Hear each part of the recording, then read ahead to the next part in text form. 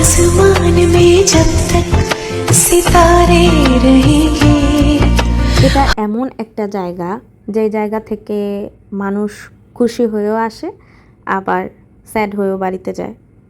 মানে এই জায়গাটা মানুষের কাছ থেকে অনেক কিছু কেড়ে নেয় আবার অনেক কিছু দিয়ে দেয়, তাই না?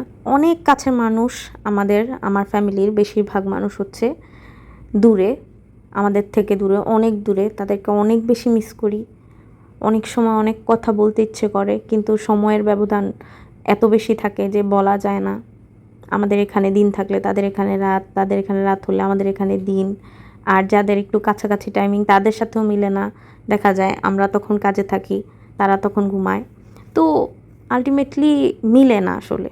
নিজের আপন মানুষগুলোকে এভাবে ওই জায়গাটাতে ছেড়ে আসাটা এত বেশি দুঃখজনক, এত বেশি কষ্টের, সেটা আসলে যারাই যায় তারাই বুঝে। দূর থেকে বা যারা অবুঝ তাদেরকে বোঝানো পসিবল না।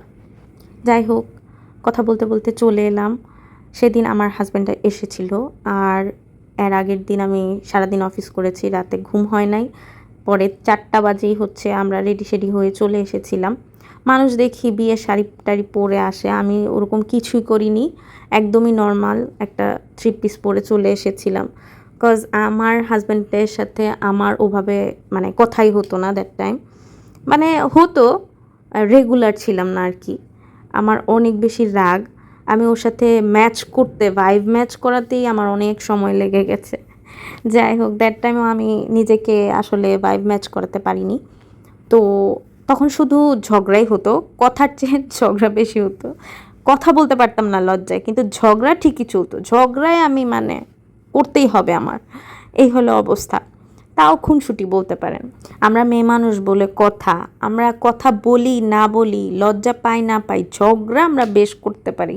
সবাই না পারলেও আমি পারি, কিন্তু উল্টাপাল্টা জায়গায় ঝগড়া করি। যারা আমাদের বেশি ভালোবাসে তাদের সাথে ঝগড়া করি। এই যে আমার হাজব্যান্ড চলে এসেছে, এখন আমি খুব খুশি। Tata, bye bye.